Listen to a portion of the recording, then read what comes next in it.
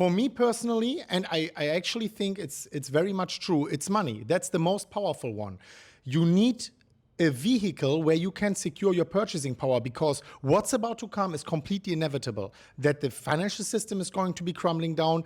The currencies as we know it, they are not going to survive forever. We saw third world currencies collapsing completely, second world currencies collapsing already. Then we even saw recently, like a year or so ago, the euro and the Great British pound like troubling a little bit, right? So I think what we see is a bottom-up approach where in the end of the day, we will have even first world currencies collapsing. The US dollar might be the last man standing, but it's not going to be standing forever. And whenever this whole system collapses, you want to already be exposed to Bitcoin, because if you understand later on, it will be too late. How long have you guys known each other? I've known Chris since 2018, right? Yes, I think it was November 2018 or something. Wow, we have like anniversary, 6 years. It was December, actually.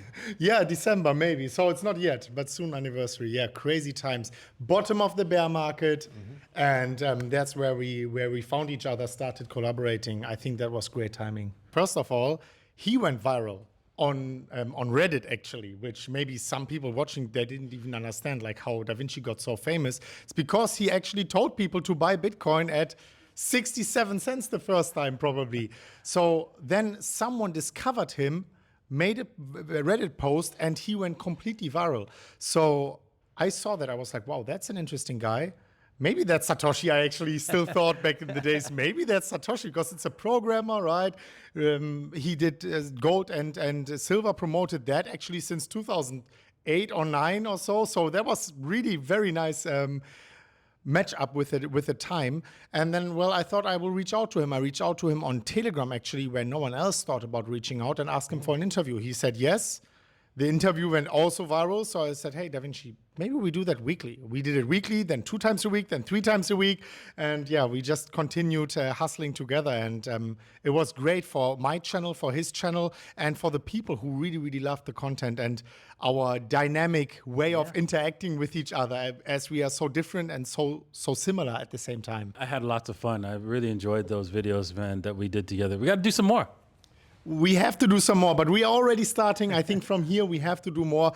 You guys, if you want to see us more often, you have to like on this specific video, subscribe to this specific guy. And if you're doing that, maybe we'll sit together and make some more of these beautiful videos in the future. We have a different background, but the same reason why we are in this space. And every one of you should have the same or similar reason for that also.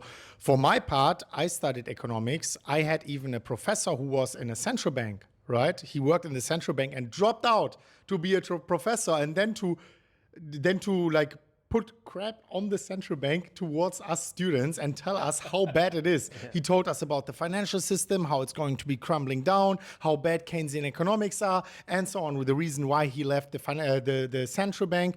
And then I thought like, wow, great. I started researching. I thought silver, gold, that's an amazing thing, right? Until I then found Bitcoin. The moment I found Bitcoin, I dropped out of university because I understood it's great, just as gold, but better. And I thought, okay, I have to go all in here. Not only with the money I have, which was not a lot, to be honest. I just saved it from taxi driving, but also with all my energy, dedication, and everything I'm doing. Like my whole day was structured towards Bitcoin. I was sitting on Telegram 24/7. I was starting to make YouTube videos, try to build a cash flow, try to learn trading, try to learn how to invest properly in cryptocurrency and Bitcoin and seed rounds and so on, ICOs back in the days. And yeah, that's what it was. And I think you also had a similar, like he's just as critical as I was towards the Keynesian economics. And yeah, he loved gold and silver just as much as me, maybe even a little bit more. And then you found Bitcoin a little bit earlier than me, I think. Just a little bit, yeah. It was back in 2011 that I first got into Bitcoin. And yeah, I really love gold and silver because gold and silver, right, throughout history has been money. And we've always reverted back to that whenever we've gone to a fiat floating system that we're on right now. And it always, this system always wipes out the people, and they don't understand that. And I try to figure out why, but it's just people, are just so used to well, you know what, I could go to the store and buy stuff with this money, and that's all I can understand. If you look throughout history, the Indians right now, they have to have gold, even though, they might not understand why. Did you know that the Indians, part of their religion is that they must have gold? And you know why that is? It's because in China, every few hundred years, actually, they would have hyperinflations. And in fact, China has the most number of hyperinflations, 2,700 different hyperinflation events. So obviously that involved the Indians, and their culture grew into realizing that, we tried teaching people and they didn't quite get it.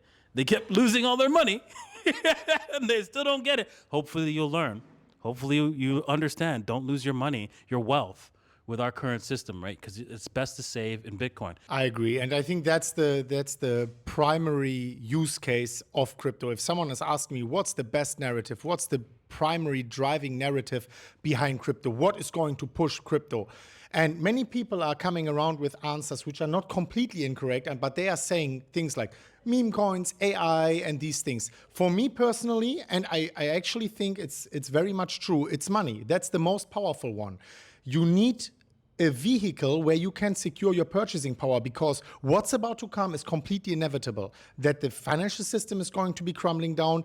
The currencies as we know it, they are not going to survive forever. We saw third world currencies collapsing completely, second world currencies collapsing already. Then we even saw recently, like a year or so ago, the euro and the Great British pound, like, troubling a little bit, right? So I think what we see is a bottom-up approach, where in the end of the day, we will have even first world currencies collapsing. The US dollar might be the last man standing, but it's not going to be standing forever. And whenever this whole system collapses, you want to already be exposed to Bitcoin, because if you understand later on, it will be too late. And I think this is really a very important takeaway for people. If you see all of these nice things laughing at you, like meme coins make 100x here and there, it's great, you can do it. You can make money with that. But long term, I think it's very important to focus on Bitcoin and to understand the real reason why we are in Bitcoin. And if you understand that, even if you are investing into risky things like meme coins and so on, hopefully you will realize, hey, maybe I should take some profits and put that into Bitcoin. And that's my approach. I have most of my money in Bitcoin. I'm gambling a little bit here and there, just like I think almost everyone. Yeah. But my primary purpose with every single crypto gamble, which is a small portion of my portfolio, is to increase the amount of Bitcoin I'm holding. If I will, and I will in the next few months, invest more into altcoins. I have 80% in Bitcoin now. This will change. I will focus more on altcoins. I diversify out after 3 years for the first time. I will buy these altcoins for the single purpose to get more Bitcoin. Every time my altcoin purchase doubles against Bitcoin, I take profits. Half of that, half on a double. I think you know that very well. Into Bitcoin. And every time it doubles, which in the bull market, it might be every 2-3 days sometimes, I will take profits in Bitcoin and hopefully increase my Bitcoin stack even more with the help of altcoins. I love that. A similar strategy here. What do you guys think about the status of the market? Because we are now indeed in a phase where we should go, quote, parabolic, right? The banana zone supposed to come in. The election coming in November 5th. We have the ETF now coming in. Are you still expecting a big move on the upside? Yes, we are still in that 4-year phase of Bitcoin. It will end sometime because, a curve, because it's running on a parabolic curve that also, for example, our US dollar is collapsing like this. The other way. The other way, right? Boom, right? And we're going up like this. Well, eventually that evens out so that it doesn't, you can't see, it will even though it's going up in dollar form, maybe millions of dollars at a time, but it won't matter priced in everything else. It will just level itself out. So eventually that's going to occur, but not for a while yet, right? We're still going to have these 4-year cycles, in my opinion. I agree. I mean, long term, we will see Bitcoin going higher as long as the US dollar is going down. So obviously, if the US dollar converges against zero, Bitcoin has to converge against infinity, right? But in purchasing power, it's just a mathematical principle. But in purchasing power, I believe in today's money, 5 to 10 million US dollars is my personal best case scenario.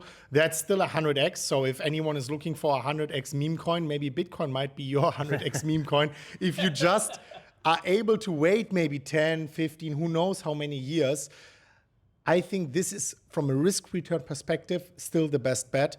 And I think this is going to happen inevitably. So by just buying Bitcoin, leaning back and relaxing, I think this is most likely the best bet long-term. What people are looking at, especially people who don't have maybe the most of economic knowledge or understand investing, the concept of market cap and so on, they are looking at the price of one Bitcoin. And if their disposable income is like, I don't know, $100 a month, they would say, wow, this is unachievable for me. I can never buy a full Bitcoin. You don't even have to. Like, if you have a full Bitcoin, you're gonna be extremely rich in the future. You need a fraction of a Bitcoin to already do better than the rest of the population. We just have 21 million Bitcoin in the world, right? In the future, now it's like almost 20 million Bitcoin. So if you're just holding, let's say 0.1 Bitcoin, and you are able to achieve that with dollar cost averaging into that, that is a great thing. You don't need to buy a full Bitcoin. You can buy a fraction of it, right? It's just like $1 has 100 cents, right? One Bitcoin has 100 million Satoshis. So if you can't afford a whole Bitcoin, great. Just buy 0.01 Bitcoin for like $700. That is amazing. You will still have more than most of the people in the world. And if Bitcoin 100x's, this $700 purchase can grow to 70,000 US dollars in today's money. So I think that is something people have to understand. You don't need to buy a full Bitcoin. If you have $10 per month, no problem. Put in $10. Once you put in your first $10, you are forced to actually educate yourself about it. You are forced to sign up on an exchange to understand what's the deposit address, what's the withdrawal address, how does the blockchain work. You use the block explorer and so on. So by simply just putting $10 in, you are doing something great for your future. And I really hope that people are understanding that, yeah. Speaking about retail, we've seen now, like a few years ago, Bitcoin was pretty much the same number, and people are popping champagne bottles, they're celebrating. And 4 years later, Uptober, Pumptober has been Wrecktober, and retail is not here, views on YouTube are down. What's your number in which you'll see retail FOMOing in? Because they sadly buy the top, right? That's how it goes. Yeah. Do you have a number in mind? I really think over 100K, they'll start coming in. And keep in mind now that we have the main players, the big players in the game, right? We have like Microsoft starting to get in with MicroStrategies, and all the institutional players. What they tend to do is they buy the bottom, and then they use the mainstream media to sell the top. And so that number at the top could be anywhere between $250,000 to $500,000. And that's what we generally see what's going to happen in this cycle. They always jump in at the top, and that is very normal. But I also believe round about 100,000 US dollars is where the market will start growing tremendously. But I think the first growth signs we will already see when Bitcoin closes a weekly candle above the previous all-time high, 73,000, maybe purchasing power adjusted 85,000 US dollars is where we see the market to start growing. And the higher we go, the more people are joining. I mean, every single cycle we had the majority of the market joining within the last few weeks. And it is going to be the same, whether that's at $250,000, at $150,000. I don't know. We will have to see. But I think it's all a question of perspective, right? Now, $70,000 is bearish. 3 years ago, it was the most bullish thing in the universe. I think that's a great thing. It just shows us, it's a sign that we are far away from the top, price-wise, and that everyone who is watching this video right now, you are still early, right? Ask people on the street, they are not too bullish on Bitcoin yet, right?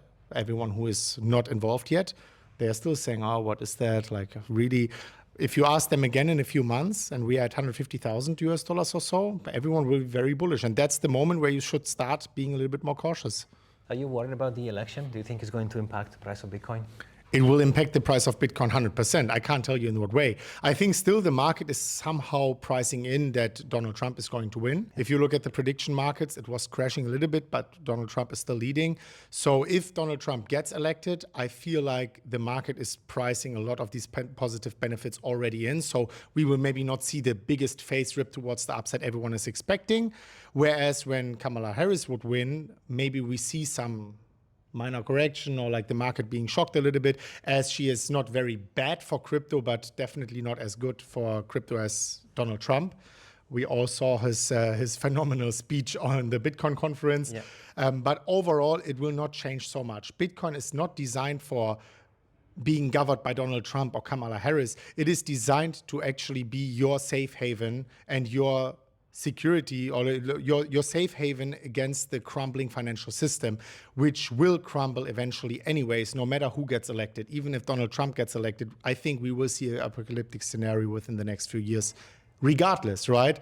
It's just gonna be a little bit worse or a little bit better. So mid and long run, it doesn't even have an impact, no matter who of them is going to get elected. But short term, yeah, there's going to be an impact, I think. I don't know, what do you think? Zoom out, a bump in the road kind of thing. Yeah, there will be huge volatility and then a chance to make some money during the election day, because the volatility will be absolutely insane no matter who's the winner. And you can actually make some money if you trade with high leverage, of course, right? But not recommended for the timid, because you could lose all your money if you're going to use high leverage. So just keep that in mind. Yeah, if you are planning to go to the casino with $100, maybe stay at home, watch TV, watch the election, and gamble this $100, and just expect to lose it. But it's definitely going to be fun. Maybe I'm going to be trading a little bit on that event, but I see that certainly as a big gamble, because just as he said, let's say Donald Trump gets elected and everything, oh, let's long. You might see a big liquidation candle before, and then it goes up. It's very, very much unpredictable. The only thing which we can predict is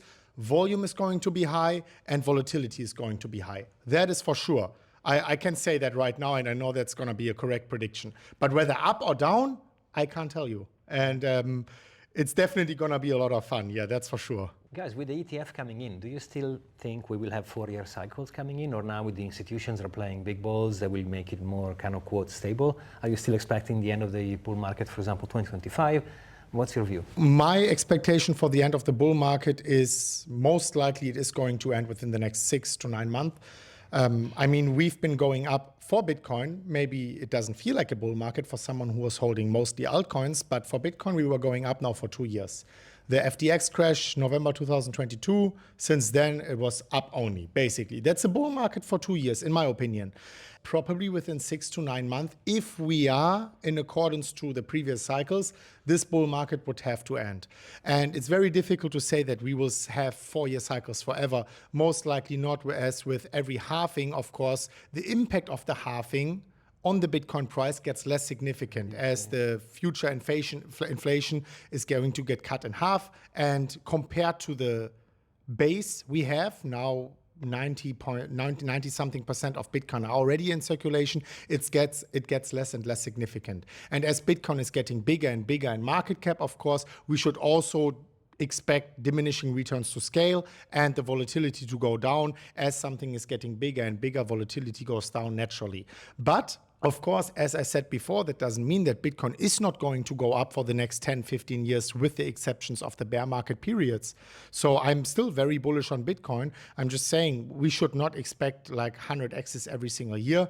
So yeah, overall, I would say this time I still expect somewhat a 4-year cycle.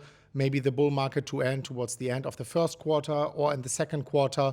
That's my expectation. I don't know what you think. If it goes on for longer, if we go higher than I expect, I'm the happiest person alive. Yeah. But yeah, this is my expectation still, kind of conservative. Whereas I want to add one more thing. We will see a super cycle, whether it's this time or next time, but there will be one super cycle at least. There will be one super cycle for sure, because Bitcoin cannot stay in this shape forever, because it's measured in US dollar. And latest when the US dollar is really, really starting to struggle is the moment Bitcoin is going to break all of these previous laws we've been seeing, with having 100x first, and if like the last cycle was the 3.5x, this time maybe it's gonna be just a 2.5x or something.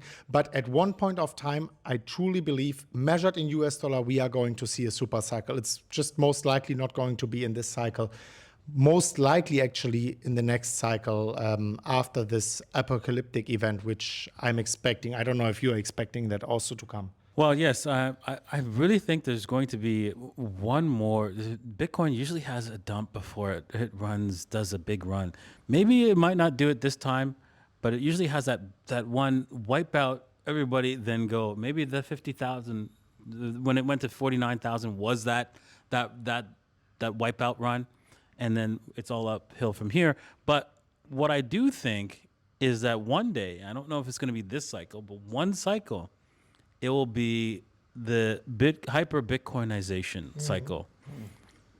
What do I mean by that? It means that Bitcoin could get overvalued significantly, meaning that although I would agree probably about $10 million would, adjusted for a current purchasing price, purchasing value today, would be probably the right number for Bitcoin to be leveled off at. We could see it, actually get overvalued into the few hundreds of millions of dollars, right? Why is that? It's because when people learn at different rates, and when it's always the masses at the end, they end up all coming in at the same time, and when they do that, that runs up the price. So I really think that we're going to have that time where everybody's just like starts to stampede in, they start freaking out, and that runs the price up to unbelievable highs, but then it crashes it back down and never gets back to that high again.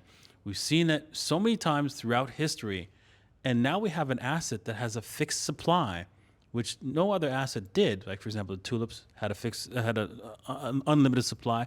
The stock for, what's it called? The South Sea Company had an unlimited supply. They could create more. And so this is one asset that you can't create more, period. So imagine what happens if everybody runs to the exit door. How's that going to look? I agree. It's going to be brutal. And that's this kind of super cycle I'm talking about, where Bitcoin is just going to face rip towards the upside. We also have to understand, though, is that there are big institutions who are accumulating Bitcoin right now. So whenever the big masses are coming in, and that's going to be the last cycle where we see prices we have never seen before and which we will not see ever in the future, where we have a huge blow off top, I think these big institutions are going to sell into that buying power, and I think it will probably limit that blow off top a little bit. But I agree. If 10 million is the top, we will see maybe just for a couple of days or hours or whatever, maybe a few days, we will see a big face rip and an overvaluation for Bitcoin, as I really don't see the long-term value for Bitcoin being higher than $10 million per Bitcoin in today's purchasing power, and afterwards increasing at the world growth rate. That's what I see very long-term, looking out 100, 200 years into the future. But by then, we are not going to measure in US dollar anymore. There's going to be another measurement tool, maybe Bitcoin. 1 Bitcoin equals 1 Bitcoin. Maybe that's the future. You guys are expecting many other countries going into, like El Salvador. We've seen Argentina potentially, with Milei going in and investigating on the option. Are you expecting for maybe this cycle or next cycle many more countries to say maybe Bitcoin should be a legal tender? Look at game theory. I think Bitcoin will be adopted by every single country in the future. If you look at game theory, yes, the more countries are joining, the bigger Bitcoin gets, the more incentives even the last countries will have to accumulate Bitcoin. Talking North Korea even, like every single country will be exposed to Bitcoin at one point of time. In my opinion, and I'm just saying that, or I'm able to predict that because I do understand game theory. I was studying economics, and it is inevitable. That is why I was 100% certain about Bitcoin's success the moment I joined. And since I joined 8 years ago, I am 100% exposed to Bitcoin.